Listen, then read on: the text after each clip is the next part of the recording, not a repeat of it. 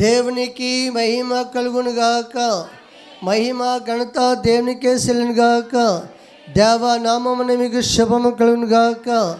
దేవుని కృపా సమాధానం సదాకాలం మీకు తోడైనగాక. మంచిది. ప్రాముఖ్యమైన సమయంలో కూర్చో కనుక కొద్దిసేపు దేవుని యొక్క వాక్యం విందాము. అందరూ కూడా చిన్నవారు పెద్దవారు దేవుని వాక్యం విందాము. అందరూ పరిశుద్ధమైన దేవుని గ్రంథం తీసుకుని సామెతల గ్రంథము 22వ అధ్యాయము లాస్ట్ వచనము.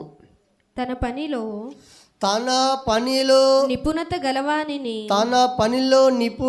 గలవాని చూచితివా అల్పులైన వారి ఎదుట కాదు వాడు రాజుల ఎదుటనే నిలుచును. దేవునికి మహిమ కలుగాక. చదువుబడిన దేవుని యొక్క వాక్యములో తన పనిలో నిపుణత కలిగిన వారిని చూసితేవా. జాగ్రత్త మీకు గమనించండి. భూలోకంలో ఉన్న ప్రతి ఒక్కరము కూడా మరి ఏదో ఒక పని, ఏదో ఒక కృషిలో మనం ఉంటాము. ప్రతి ఒక్కరు కూడా ఏదో ఒక పని చేయాలి కనుక. అయితే గమనించండి, చదవబడిన దేవుని యొక్క వాక్యం వస్తే కొందరు పని చేసే పని చాలా చక్కగా ఉంటుందటండి, చాలా విధేయతగా ఉంటుందట. ఆ చేసే పనులు దైవశత్వం కనపడుతుంది. తదుపరి వస్తే నేను చేసే పని ప్రయోజనం అవ్వాలి. చెప్పండి, నేను చేసే పని ప్రయోజనం కావాలి. ఒకవేళ పనిలోకి వెళ్ళినా ఆ పని నేను రైతుకైనా యజమానుడికైనా అది ప్రయోజనంగా ఉండాలి. లేదన్నా ఒక పని మనం చేస్తూ ఉన్నప్పుడు ఈ పని కరెక్ట్గా దీంట్లో పని పేరు రావాలి అని కొందరు ఎవరు ఏ పని చేసినా ఆ పనిలో జ్ఞానం కలిసి చేస్తాడు. దేవుని స్తోత్రం. ఏం చేస్తారు? జ్ఞానం కలిసి చేస్తారు కనుక అలాంటి జ్ఞానం కలిసి చేసేవారు ప్రియమైన ఏంటారా జాతీయండి. వాళ్ళ స్థాయి ఎలాగెళ్ళదో చెప్పాడు అన్నమాట అండి. వాళ్ళు ఎవరి ఎదుట నిలబడతారంటే అల్లుపులైన వారి ఎదుట మాత్రము కాదు, రాజులు ఎదుట నిలబడతారు. దేవుని స్తోత్రం. ఎవరి దగ్గర ఏది దేండి తన పనిలో నిపుణత కలిగినంటే ఆ పని ఎందుకు చేస్తున్నా, పని దేనికి ప్రయోజనం, ఆ పని దేనికి ఉపకారం, ఎవరికి ఉపకారం అని ఆ పని నిశ్చయ ప్రయోజనం కాకూడదని శ్రద్ధ కలిగి దైవ జ్ఞానంతో చేసే పని ఎప్పటికీ వ్యర్థము కాదన్నమాట అండి. దేవుడు మేము కలుగాక. ఎవరి ముందు నిలబడతారంటే వారు రాజుల ముందర. అంటే ఏంటి, పేదవారే కావచ్చు, ఇలా చదువులేని వారే కావచ్చు, ఎన్నికలేని వారు కావచ్చు. అయితే ఆ జ్ఞానంగా కలిగి పనిచేసే వారికి రాజులకు అవసరం అంట. దేవుని స్తోత్రం. ఎవరికి అవసరము? రాజులకు అవసరం.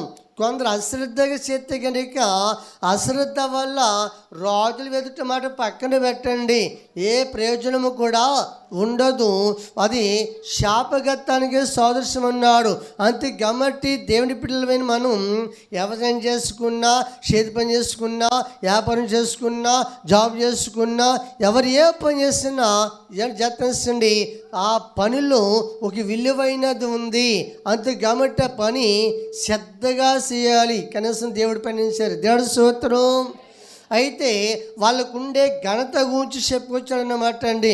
ఉదాహరణకి యేసు ప్రభు వారు 70 మందిని పిలిచి ఇద్దరిగా దేవునికి మహిమకలుగాక ఇద్దరిగా వెళ్ళి ప్రభు గురించి చెప్పమని ముందరగా పంపితే వాళ్ళు వెళ్ళి చక్కగా ప్రభు చెప్పినట్లు చేస్తే వాళ్ళ ద్వారా కొన్ని అద్భుతాలు కూడా జరిగినాయి. దేవుడి స్తోత్రం.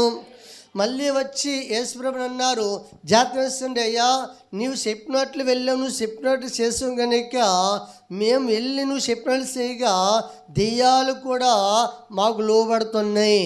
ఎవరికి? అయితే యేసుప్రభు అన్నారు, దెయ్యాలు లోబడుతున్నాయని మీకు సంతోషం కాదు, కానీ మీ పేర్లు దేవుని గ్రంథంలో రాయబడ్డాయి అన్నాడు. దేవుని స్తోత్రం. ఎక్కడ? దేవుని గంధములో రాయబడేవని దేవుని యొక్క వాక్యం మనకి సెలవిస్తున్నది. అమ్మ కూర్చోనే కదా, కూర్చోండి. చిన్నపిల్లల్ని ప్యానున్న కాడ కూర్చోబెట్టండి. చిన్నపిల్లలను ప్యానున్న కాడ కూర్చోబెట్టండి. దేవుడికి మహిమ కలుగాక. అందరంటలే దేవుడికి మహిమ కలుగాక. జాగ్రత్త మీకు అనుసండి. దేవుని పిల్లలైన మనము పనిలో శ్రద్ధ కలిగిన వారికి దేవుని పని అయినాను ఏ పని అయినా సరే ఒక మనిషి మనము ఒక పని చేస్తున్నామంటే అందులో శ్రద్ధ కలిగి ఉండాలి. ఏది కలిగి ఉండాలి? నిపుణత కలిగాలంటే దాని విలువ మనం తెలిసిన వారమే ఉండాలి. కనుక ఈరోజు జాతీయ కొన్ని విషయాలు మనం చూద్దాము. చదవండి. ఆదికాండము 39వ అధ్యాయము. ఆదికాండం 39వ అధ్యాయము 5వ వచనంగా చదువుకుందాము. అతడు తన ఇంటి మీదను తనకు కలిగినదంతటి మీదను అతన్ని విచారణకర్తగా నియమించిన కాలము మొదలుకొని యెహోవా యోసేపు నిమిత్తము ఐగుప్తీయుని ఇంటిని ఆశీర్వదించెను. యెహోవా ఆశీర్వాదము ఇంటిలోనేమి పొలములోనేమి అతనికి కలిగిన సమస్తము మీదను ఉండెను. అతడు తనకు కలిగినదంతయు యోసేపు చేతికి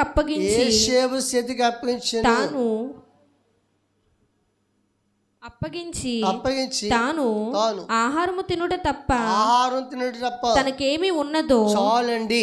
దేవుడికి మహిమ కలుగును గాక. ప్రియమైన దేవుడు, ఇక్కడ సదాపడిన వాక్యం వస్తే యోసేపు గారు దేవుడిచ్చిన జ్ఞానం చేత, చెప్పండి, దేవుడిచ్చిన జ్ఞానం చేత అతను జాతరసండి. మరి ఐగుప్తు దేశంలో అతడుని ఒక ఆయన కొనుక్కి వెళ్ళాడు, యజమానుడు.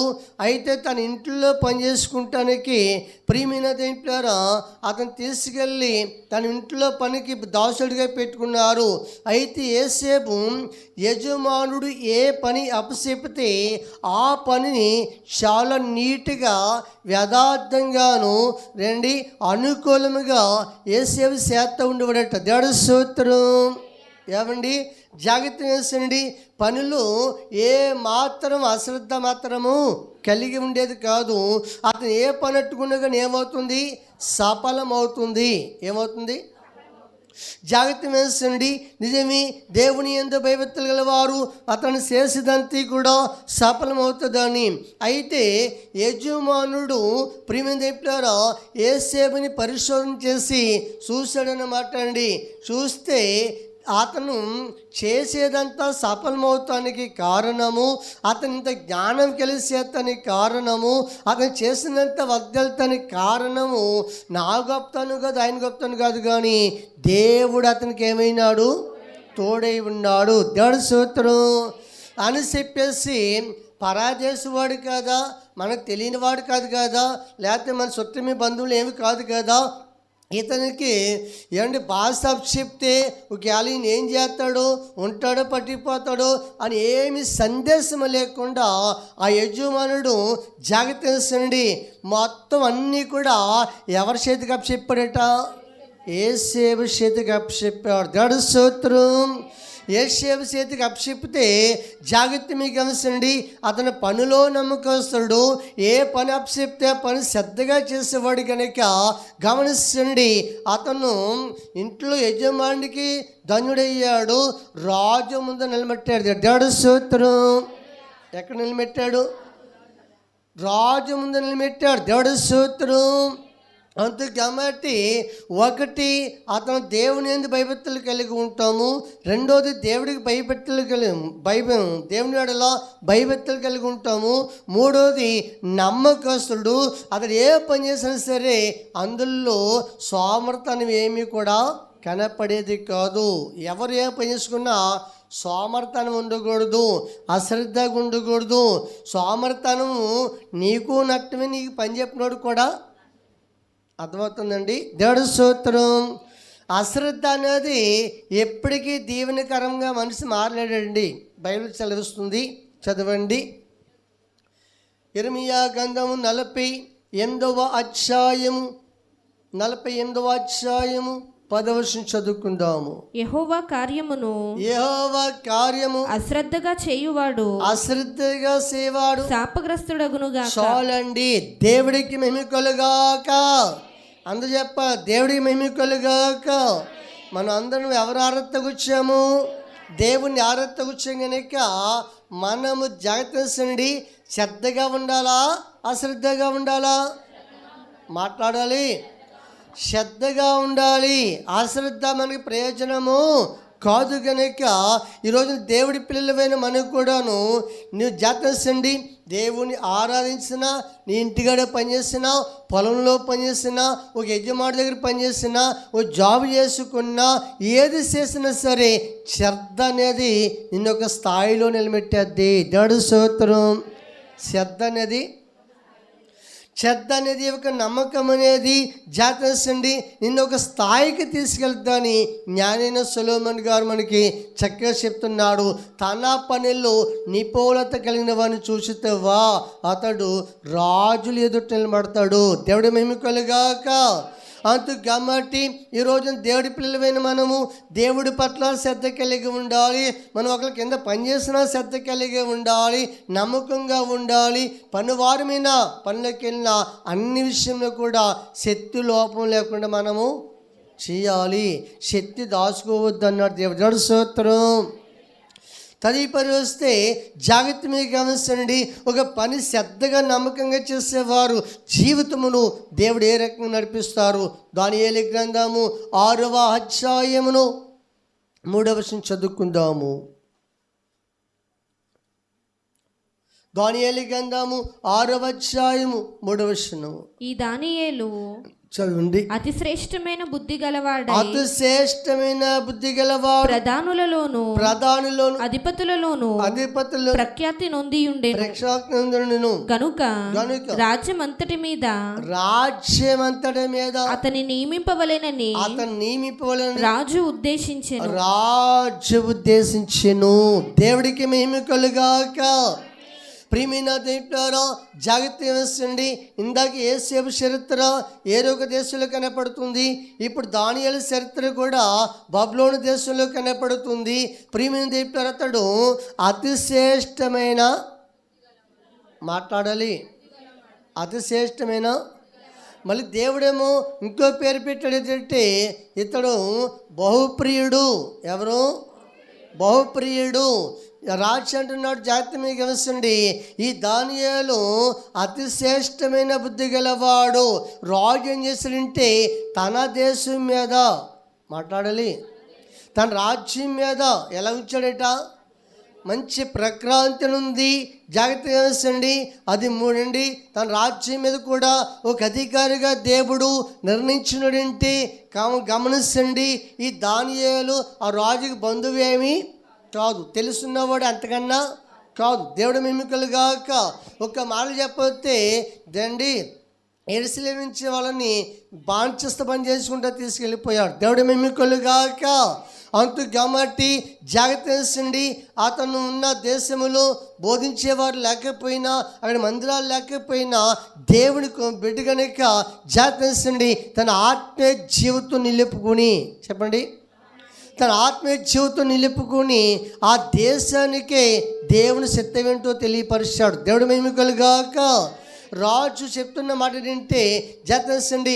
అధిపతుల మీద అధికారిగా నిలబెట్టాడు, తన దేశం మీద ఒక అధికారం నిలబెట్టాడు. అధిపతుల్లో ఒక ప్రక్రాంతి నుండిన వాడి వల్లే రాజు ముందరే నిలబడి రాజు చేత చెప్తున్నాడు అన్నమాట. దేవుడు స్తోత్రం. ఈరోజున సంగమా జాగ్రత్త మీద గమనిస్తుండే.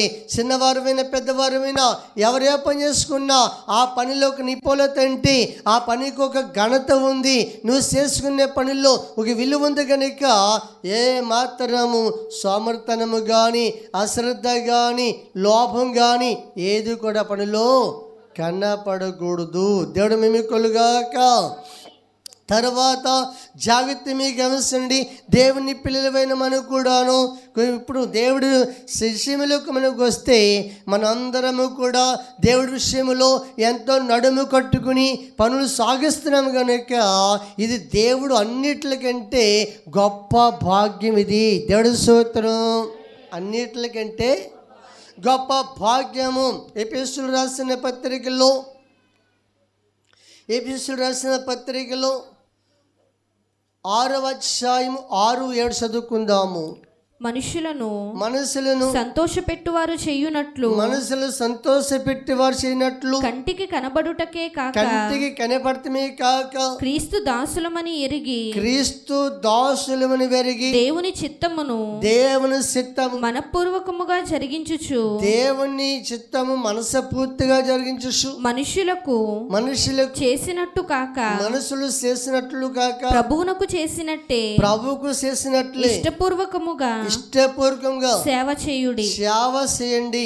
దాసుడైనను స్వతంత్రుడైనను మీలో ప్రతివాడును ఏ సత్కార్యము చేయును దాని ఫలము ప్రభువు వలన పొందునని మీరెరుగుదురు. చాలండి. దేవుడికి మహిమ కలుగునుగాక.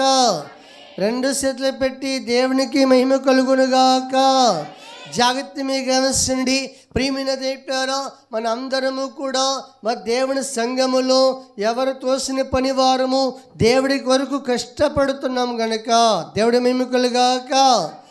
దేవుని కొరకు కష్టపడుతున్నాం కనుక ఇది మనుషుల మెప్పు కొరకు కాదు కానీ, లేకపోతే మనుషులు మెచ్చుకుంటారని కాదు కానీ, మనం చేసే ప్రతి పని దేవుని సేవను లెక్కించింది. దేవుడి స్తోత్రం.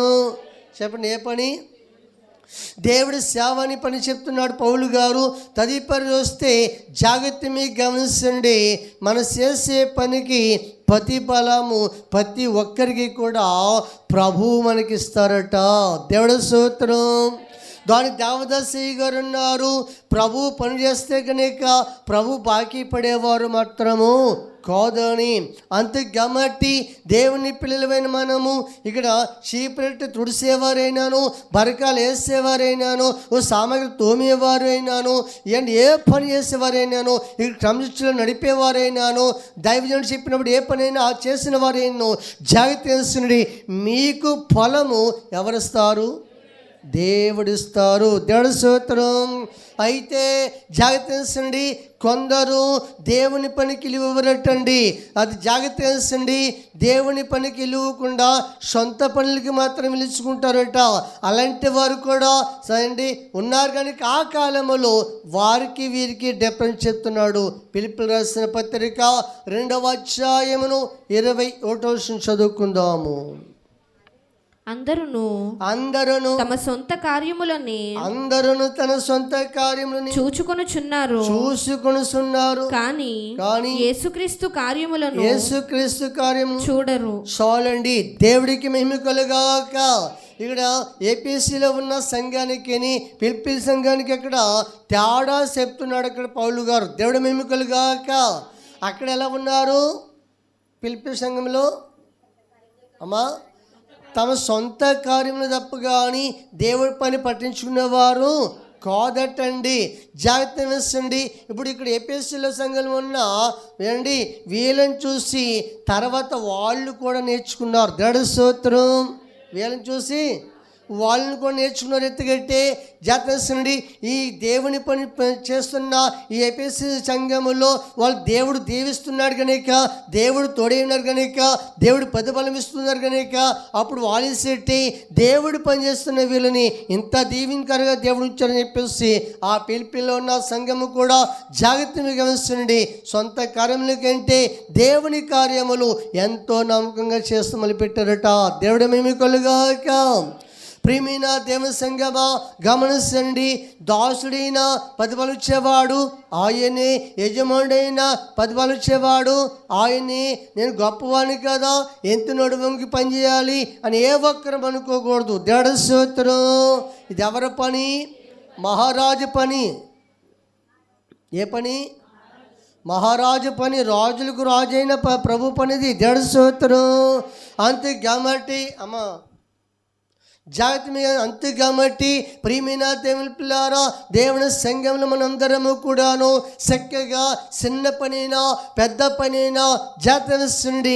ఒకవేళ కూలి పనికి వెళ్తే చేతికి అందితే నీకు కనపడుద్దేమో, దేవుడిచ్చే దీవెన నీ లైఫ్ అంతా కనపడుద్ది. దేవుడి స్తోత్రం. నువ్వు రోజు కట్టబడిపోయండి పనిలోకి వెళ్తే ఆ రోజు ఇచ్చే చేత నీకు ఆ రోజు కనపడుతుందేమో కానీ దేవుడి పనిలో చేసే దీవెన సదాకాలం ఉండిపోతుంది. దేవుడి స్తోత్రం. అంతే కాబట్టి జాగ్రత్తగా గమనించండి. ఇక్కడ గొప్పవారు కానీ లేదా నిరుపేదలు అని భేదం ఏమీ లేదు. కానీ దేవుడు ఎవరికి అవకాశం ఇస్తే దేవుడి పనిలో వారు అంత నమ్మకం కలిగి ఉంటే వాళ్ళు దాచేస్తాము. వాళ్ళ ఘనత, వాళ్ళ విలువ దేవుడు పెంచుకుంటూ వస్తాడు. 2 కొరింథీయులకు రాసిన పత్రిక 8వ అధ్యాయము 3వ వచనం చదువుకుందాము. ఈ కృప విషయములో పరిశుద్ధుల కొరకైన పరిచర్యలో ఎవరి కొరకైనా పరిశుద్ధుల కొరకైనా పరిచర్యలో పాలు పొందు విషయములో మనపూర్వకముగా మమ్మల్ని వేడుకొనుచు తమ సామర్థ్యము కొలదియే గాక సామర్థ్యము కంటే ఎక్కువగా తమంతట తామే ఇచ్చిరి మీకు సాక్ష్యమిచ్చుచున్నాను ఇదియు గాక మొదట ప్రభువునకును దేవుని చిత్తము వలన మాకును తమ్మును తామే అప్పగించుకునిరి. దేవుడికి మహిమ కలుగును గాక. మిగిలిపోతున్నారు చెప్పాలి. దేవుడికి మహిమ కలుగును గాక. ఓతారు చెప్పిన వాళ్ళకి ఓ దేవుని ఉంటుంది, 2 సార్లు చెప్పిన వాళ్ళకి 2 దేవుళ్ళు ఉంటాయి. మరి దాన్ని చూసుకోవాలి. మీరు దేవుడు స్తోత్రం. జాగ్రత్త మీకు గమనించండి. దేవుని పిల్లలమైన మనం ఇక్కడ ఏంటి మాసిదోను సంఘం కనపడుతున్నది. అయితే వారు ఎల్లంటి వారంటే ప్రభులో కొద్దులకి నిరుపేదలు. ఏ పేదలు? నిరుపేదలు అంటండి. బైబిల్లో స్పష్టంగా రాయబడింది. నిరుపేదలంటే వారికి ఏ ఆదరణ కూడా లేదు. అలాంటి వారు ఎవరి రెక్కల కిందకు వచ్చారు? ఏమండి సర్వాధికారమైన దేవుని రెక్కల్లోకి వచ్చారు. దేవుని స్తోత్రం.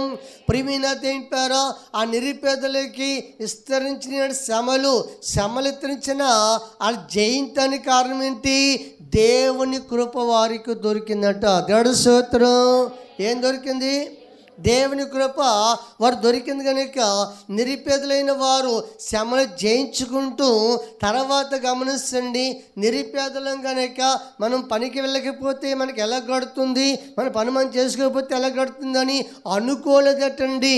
ఇది దేవుని పని, పరిశుద్ధుల పరిచర్య అనుకున్నారట. ఏ పరిచర్య? అందరూ అనాలి. ఇది పరిశుద్ధుల పరిచర్య అని జాగ్రత్తగా గమనించండి. దేవుణ్ణి పనిలో వారు జాగ్రత్త గమనించండి.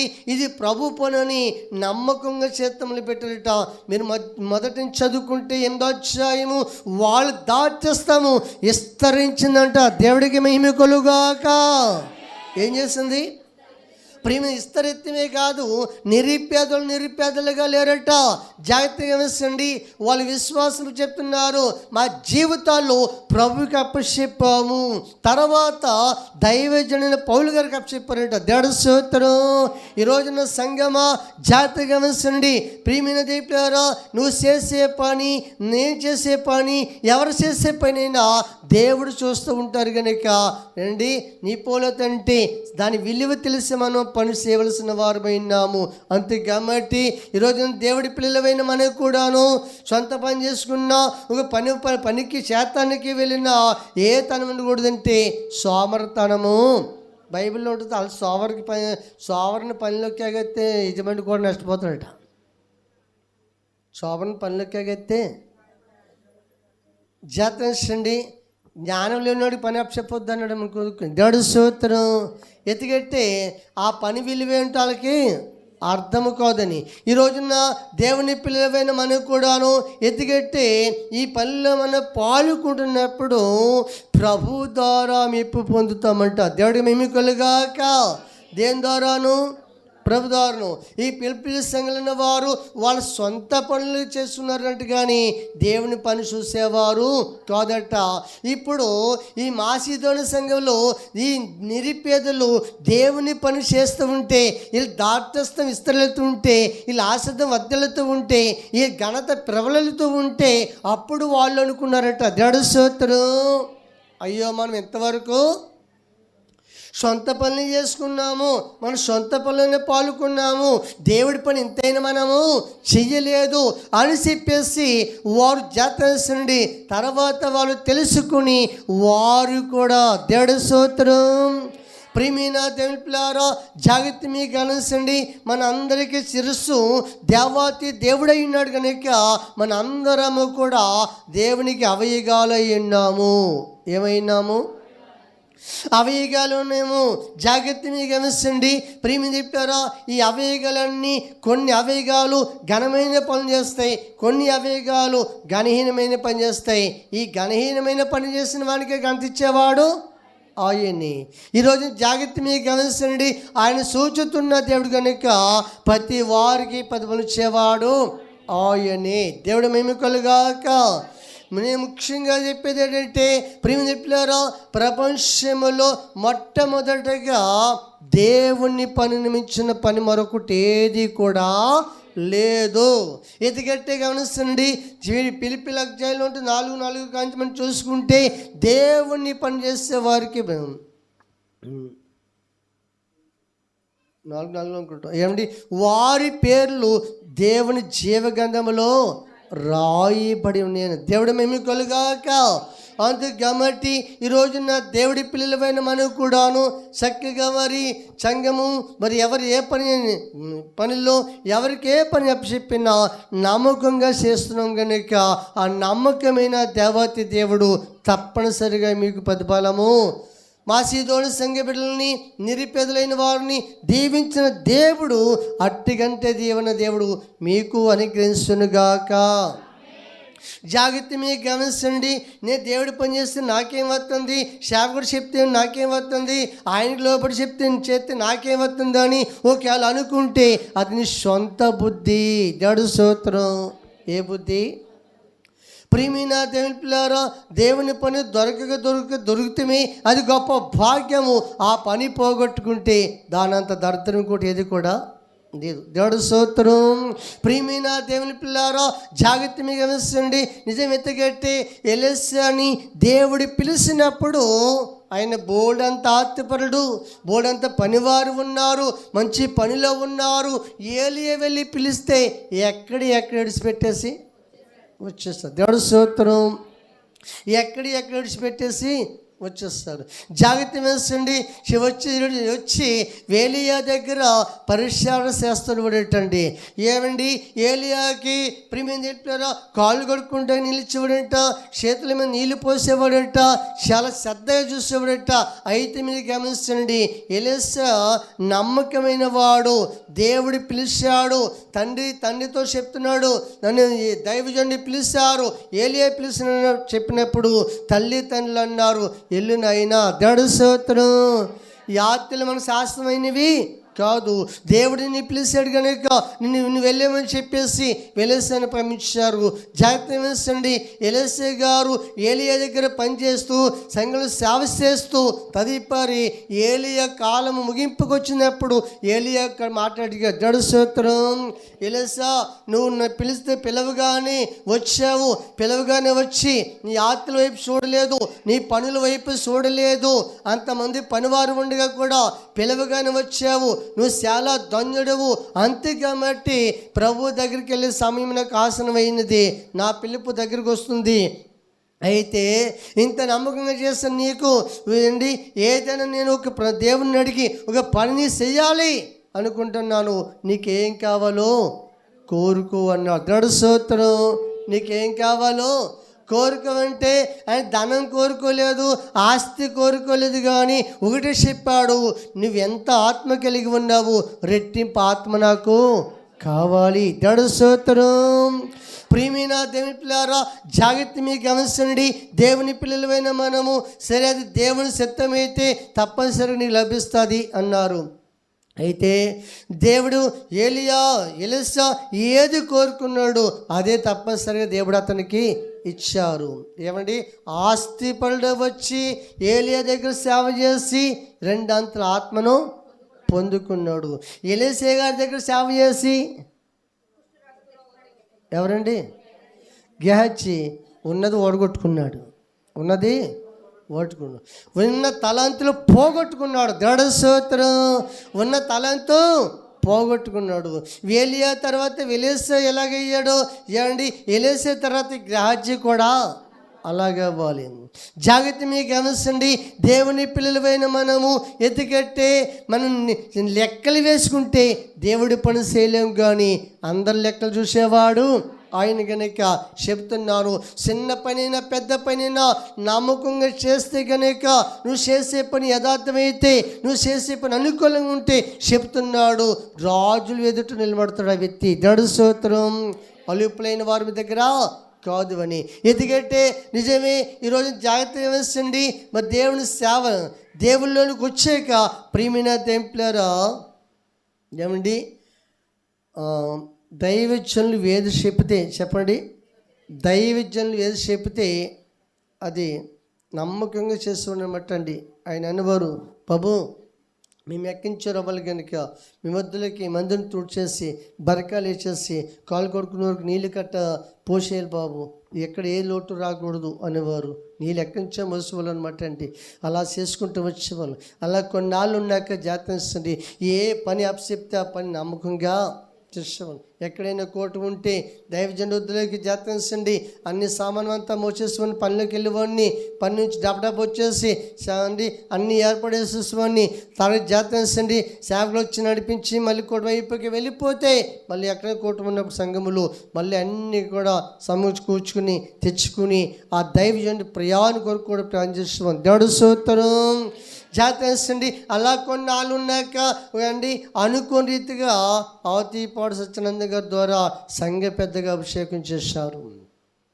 సంఘ పెద్దగా అభిషేకం చేస్తున్నప్పుడు ఆ దైవజనులు చెప్పారయ్యా, సంఘ పెద్ద కావాలని నువ్వు అనుకోలేదు, నేను అనుకోలేదు, కానీ ఎవరు అనుకున్నారు చెప్పండి? నువ్వు సంఘ పెద్ద కావాలని నువ్వు అనుకోలేదు, నాకు తెలియదు.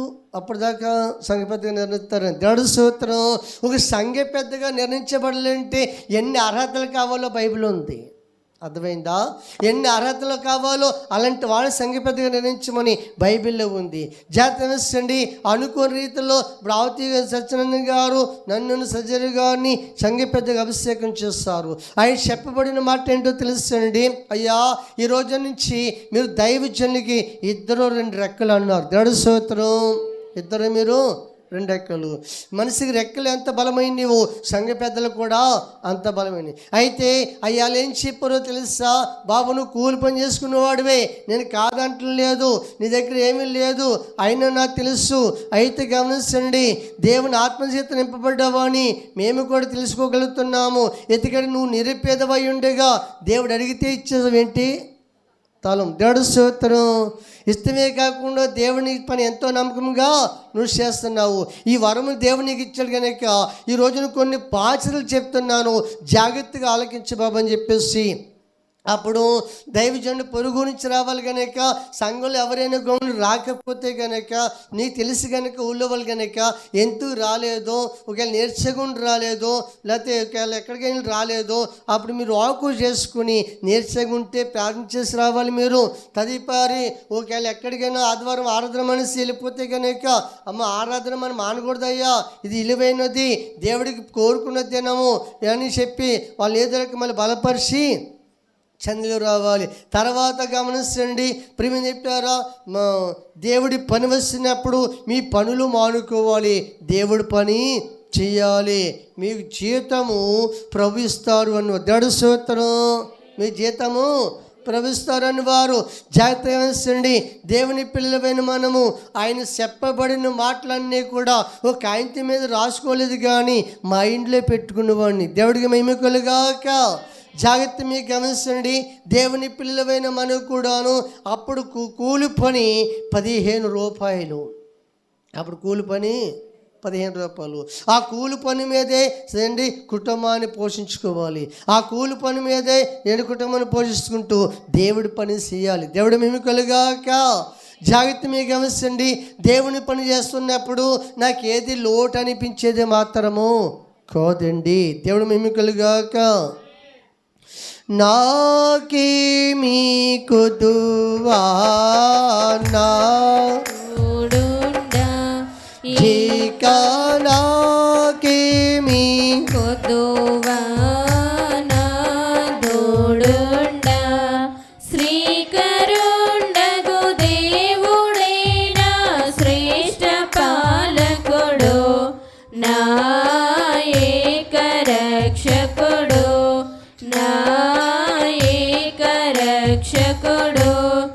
కనుక నాకేమి కొదువా నాదుడుండా. దేవునికి మహిమ కలుగాక. గురజాల ప్రసాద్ గారు అంటుండే వారు పనులు అయినటువంటి అప్పుడప్పుడు జతనించండి.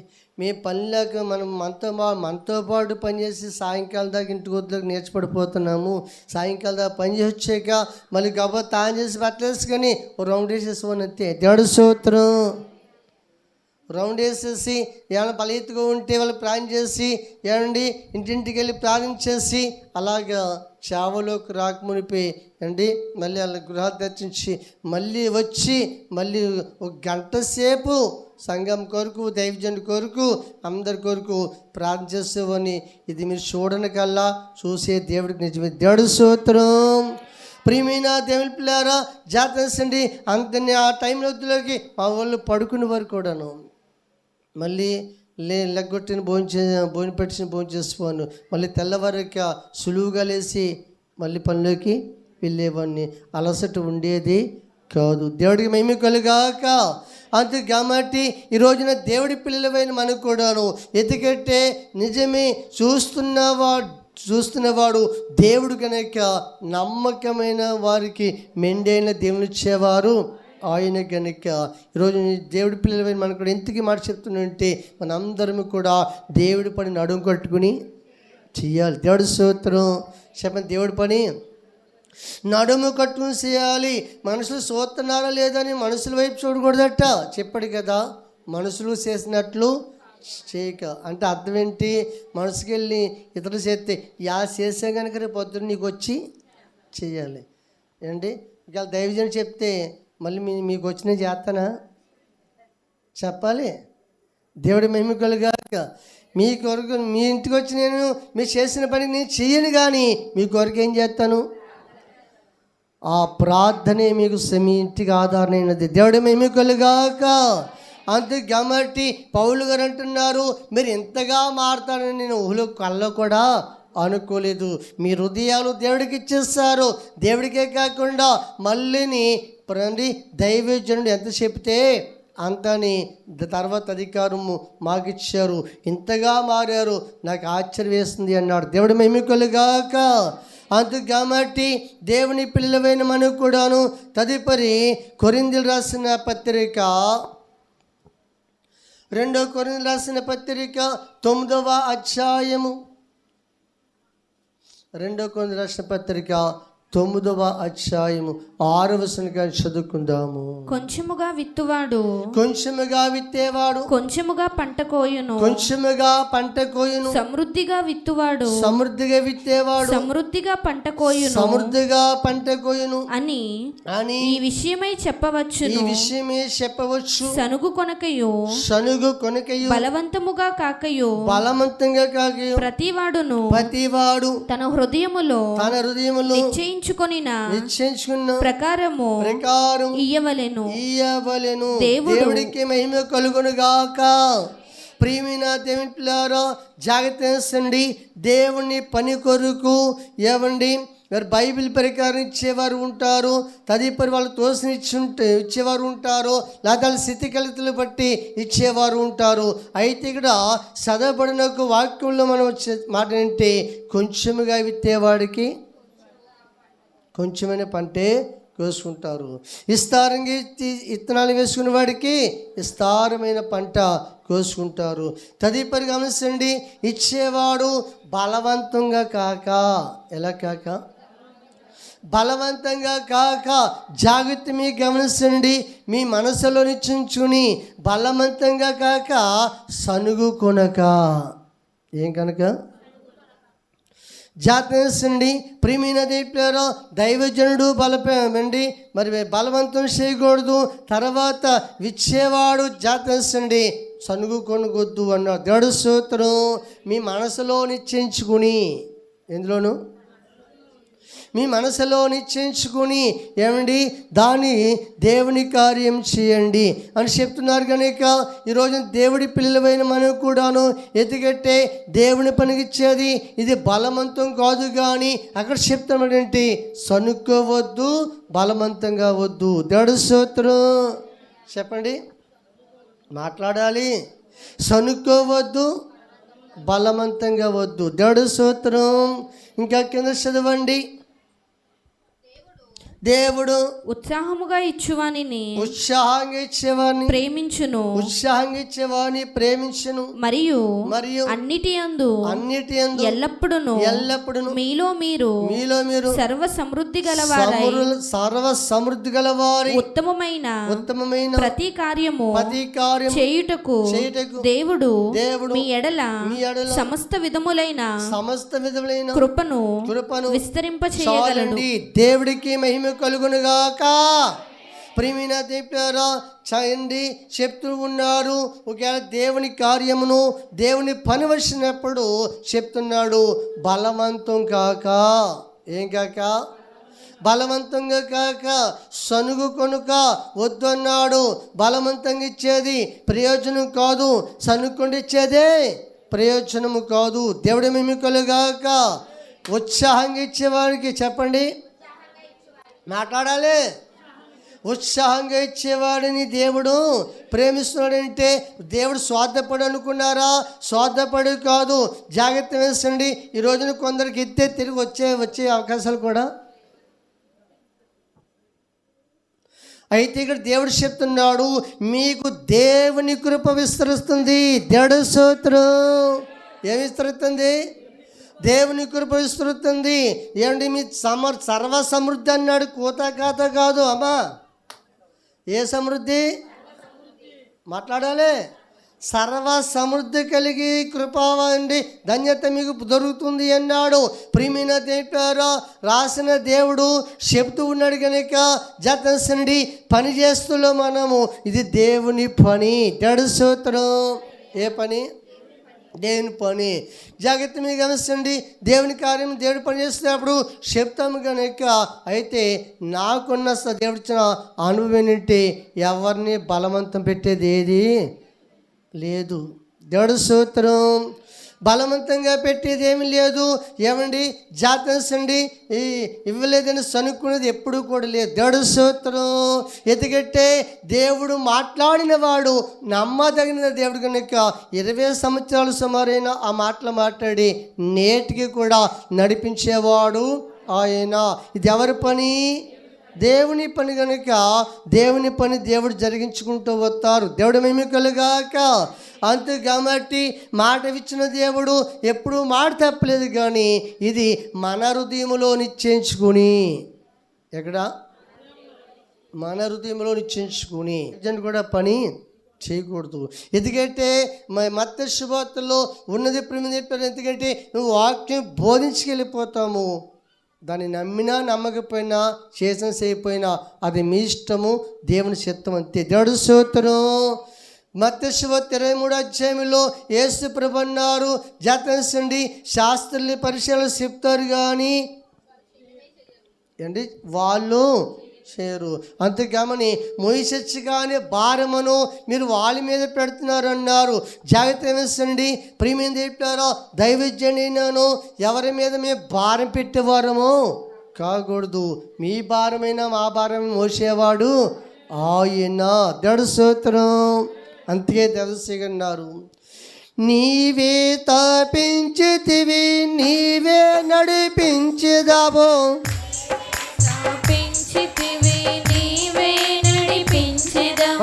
రక్షకానా వందనాలు శ్రీ రక్షకానా వందనాలు. నీవే తప్పించితివి నీవే క్రము పరిషదవు, నీవే స్థాపించితివి నీవే క్రమపరచెదవు రక్షకానా వందనాలు శ్రీ రక్షకానా వందనాలు. నీవే తప్పించితివి నీవే పెంచెదవు, నీవే స్థాపించితివి నీవే నడిపించెదవు రక్షకానా వందనాలు శ్రీ రక్షకానా వందనాలు. దేవునికి మహిమ కలుగాక. ప్రియమైన దేవుని పిల్లారా, మనందరి ద్వారా దేవుడికి ఏ రావాలి? మహిమ రావాలి. దేవుడికి మహిమ కలుగాక. అంతు కాబట్టి ఈ రోజున దేవుడి పిల్లలమైన మనము దేవుడి పని మనకి ఏది దొరికినా ఇది గొప్ప భాగ్యం. చెప్పండి, ఇది గొప్ప భాగ్యం. ప్రతి వారికి ప్రతిఫలం ఎవరిస్తారట? ప్రభువే ఇస్తారని.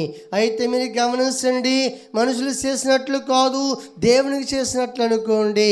దాసులారా, యజమానులారా, మీకైనా నాకైనా అందరికీ కూడా యజమానుడు ఆయనే. ప్రతి వానికి ప్రతిఫలం ఇచ్చేవాడు ఆయనే. దేవుడి పని నమ్మకంగా చేసుకోవాలి. ఒకే దేవుడికి ఏదైనా ఇవ్వగలిగితే కనుక నీ మనసులో ఉత్సాహంగా, ఎలాగా? ఉత్సాహంగా, సనుక్కొనకుండా, బాధపడకుండా, లేదా బలవంతం కాకుండా నీ హృదయంలో నిశ్చయించుకుని దేవుడు మేము కలుగాక. అంతే కాబట్టి దేవుని పిల్లలమైన మనం కూడాను ఇది చెప్తున్నాడు, కొంచెంగా ఇచ్చేవాడికి కొంచెమే పంట పండును, విత్తనాలు వేసుకునే వాడికి విత్తనాలు, విస్తారమైన పంట పండునని. ఇది మనకి ఇది చేయండి పంట విషయంలో తెలుసు కనుక అని పౌలు గారు చెప్తున్నారు. అయితే రోజున జాగ్రత్త మీకు గమనించండి, దేవుని పిల్లలమైన మనము మనసులో ఉత్సాహంగా ఇచ్చేవాడు చెప్తున్నాడు అక్కడ. జాగ్రత్త మీకు గమనించండి, సర్వ సమృద్ధి అంట. ఏ సమృద్ధి? సర్వ సమృద్ధిని దేవుని కృపను బట్టి ఇవన్నీ మీకు దొరుకుతున్నాయని దేవుని పిల్లలమైన మనం కూడాను మంచిది. సభలు వస్తున్నాయి కనుక ప్రేమ చెప్పారా, మరి ఎవరి పని వాళ్ళ మనం చేయాలి. ఎత్తుగట్టే ఇక్కడ అందరూ కూడా వంటలు చేసేవారైనా, ఇక్కడ కమ్యూనిస్టులు నడిపేవారైనాను, జాతర వచ్చేవారిని చక్కమెట్టే విషయంలో అయినాను, పనిచేసే విషయంలో అయినాను, మన అందరం కూడా ఎలా ఉండాలి? నమ్మకమైన నిపుణత కలిగి ఉండాలి. దేవుడు మేము కలుగాక. అంతు కాబట్టి జాగ్రత్త వహించండి. ఏమండి అలా ఘనమైన పని చెప్పాడు దైవజనుల్లో, నేనేమో నీచమైన పని చెప్పారు అని ఎవరు కూడా అనుకోకూడదు. ఎవరికే పని చెప్తే ఆ పని మనము చేయవలసిన వారు విన్నాము. ఎవరు చూస్తున్నారు? ఒకసారి ఇమ్మని మినిస్టేషన్ దైవజనులు ఏంటి ఆయన పేరు ఇర్మియా గారు అండి, జెర్మియా గారు చెప్పారు. జాగ్రత్త మీకు గమనించండి ప్రియమైన దేవుడు. అమ్మా ఆయన చెప్పారు ఒక సాక్ష్యం, ఆయన వాక్యం నేను చెల్ల పనులు పెట్టి వింటున్నప్పుడు ఒక సాక్ష్యం ఆయన చెప్పారు అన్నమాట అండి. సంఘము చక్క సేవకు జరుగుతూ ఉండగా కొందరు పాస్టర్ గారి దగ్గరికి వచ్చి అనేవారటండి, ఏమనంటే జతించండి పాస్టర్ గారు మొన్నే కొనుక్కున్నాను జోడు, ఎవరెట్టిపోయారు అని ఇలాగ ఇద్దరు ముగ్గురు చెప్తూ ఉంటే అప్పుడు ఆయన ఏం చేసేవాడంటే సర్లే అని చెప్పేసి అండి ఆరాధించే వాళ్ళు ఉంటారు, ఎవరి పని మీద ఉండేవాళ్ళు అంటే ఇక్కడికి వచ్చిన వాళ్ళు చేస్తారు అనుకోకూడదు. దడు సోత్తడు జాగ్రత్త వేసండి. ఒకసారి మాట్లారు పండగకి వెళ్ళి జోలు ఇస్తారంగా ఉంటే మళ్ళీ ఎక్కడెట్టయితే కనబడదని చెప్పేసి సైకిల్ దూరం కట్టిని జోడు కొత్త జోడే సైకిల్ చక్రాలు పెట్టుకుని వెనకాల చక్రాలు. నాకన్నా మెలుకున్నాడు ఎవడు. పండగ అయిపోయి చూసుకుంటే నేనే తెలివితేటగలను అనుకున్నాను, నాకన్నా తెలివితేటగలు ఉన్నారేమో అనిపించింది. దేవుడు స్తోత్రం. జాతి వేసండి.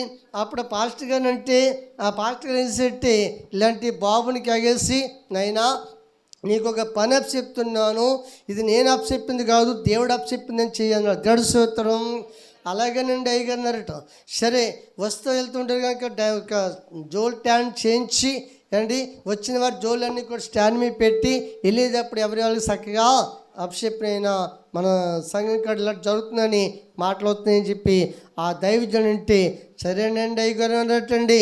అలా చేత్తూ చదువుకుంటా ప్రేమ దైవజనుడు చెప్పిన పని ఏమండి ఆన్లైన్ ఊడ్చిన చెప్పులు కాయాలి నేను అనలేదట. దేవుడికి మేము కలగాక జాగ్రత్త వేసండి.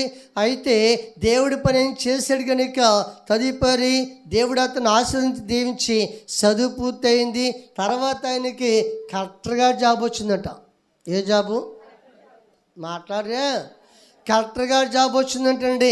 కలెక్టర్గా జాబ్ వస్తే సరే వేరొక ప్రాంతమైన వెళ్ళిపోయాక ఏదైనా ఇప్పుడు సంఘం ఉందనుకోండి, దూర ప్రాంతాల్లో ఎవరు ఉంటే కనుక సంఘములో ఇలా జరుగుతుంది, సభలో అది పని జరుగుతుంది రండి అని దైవజనులు ఫోన్ చేస్తారు. కనుక ఆ దైవజనుడు ఆ కలెక్టర్ గారికి ఫోన్ చేశారట, ఏంటి నేను సభలు జరుగుతున్నాయి పలానా టయాన్ని మీరు రావాలి అని చెప్పేసి సాధ్యమైతే అండి ఓ పూట ముందరొచ్చి నన్ను కలువు, నువ్వు నేను మాట్లాడుకుని చాలా కాలమైంది, నీతో మనసు ఇప్పి కొంచెం మాట్లాడుకోవాలని దేవుడిని ఆ స్థాయిలో పెట్టాడు కదా. దేవుడి స్తోత్రం. దేవుడిని నా స్థాయిలో పెట్టాడు కనుక మనసారా చూసి నిన్ను ఆనందించి నీతో కొంచెం మాట్లాడాలని చెప్పేసి ఆ దైవజనుడు ముందరగా ఫోన్ చేశారట. అలాగేనండి అయ్యగారు అన్నట. అయితే సరిగ్గా సభ టైంకి వచ్చారటండి. ఆయన వస్తే ప్రియులారా సభల్లో పని విస్తారంగా ఉంటుంది కనుక అయితే ఆయన ఏం చేస్తారో తెలుసండి, జాగ్రత్త మీకు గమనించండి. మొదటి రోజు కూటంలోను జోలికడే ఉన్నారట. ప్రార్థన ప్రారంభమైపోయింది అనుకున్నారు, వస్తాను అనుకున్నాను, రాలేదు. కలిసినా దూర పని చూస్తాం వల్ల ఇలా పయాన్ని కుదరలేదేమో అనుకున్నాడు పాస్టర్ గారు. అయితే రెండు ప్రార్థన అయిపోయాక ఆయన చెప్తున్నారంటండి, కూటమి వాకు చెప్పాక ఈ రోజున పలానా ఆయన మన సంఘంలో వస్తున్నారు, ఆయన రాలేదు, మరి ప్రయాణంలో ఆటంకమైందో ఏంటంటే అప్పుడు అన్నారట చూసిన వారు, అయ్యా ఎప్పుడో వచ్చేస్తారు, ఎక్కడున్నారు?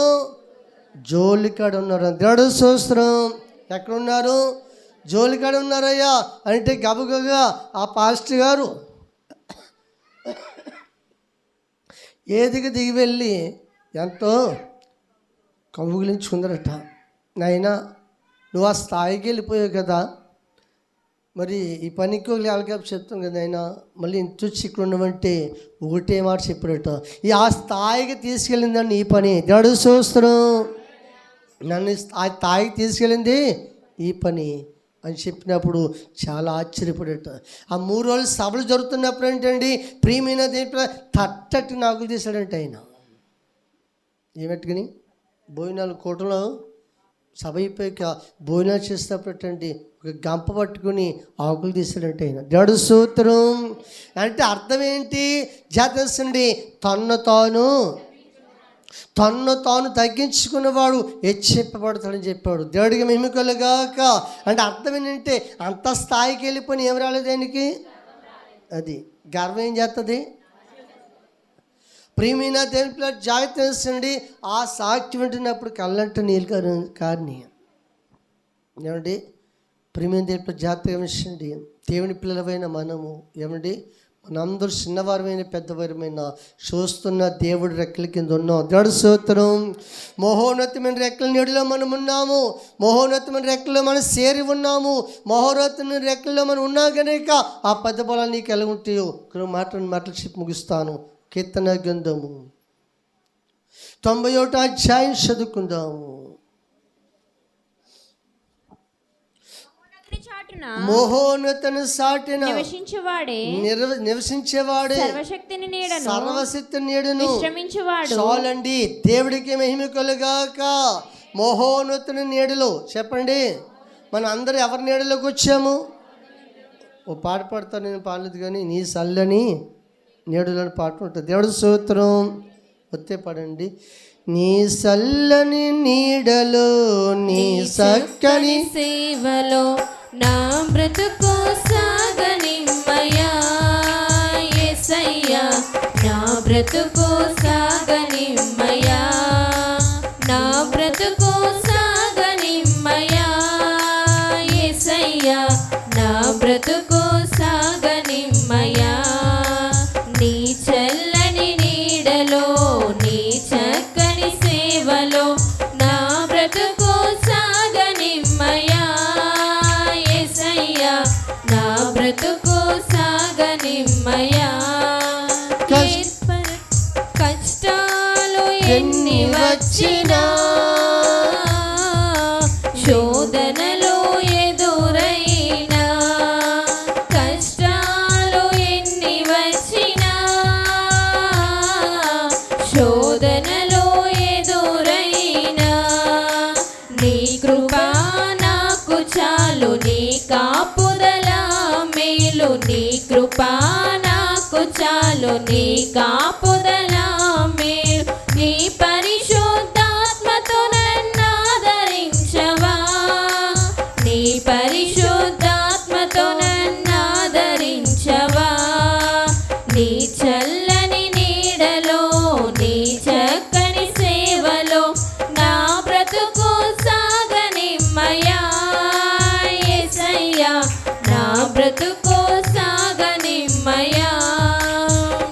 దేవునికి మహిమ కలుగునుగాక.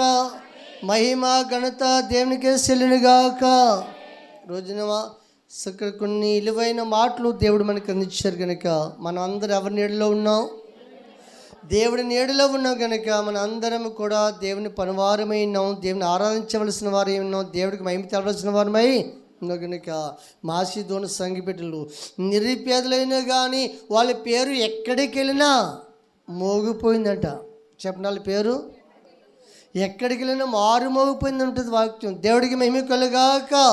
అంతే కాబట్టి దేవుని పిల్లలమైన మనము ఈ విషయాన్ని గుర్తించుకొని మనకి దేవుడు చిన్నవారికైనా పెద్దవారికైనా స్త్రీలకైనా పురుషులకైనా ఏ పని అప్పచెప్తే ఆ పని మనము సనుక్కోకూడదు, గొనుక్కోకూడదు. ఎవరి పని?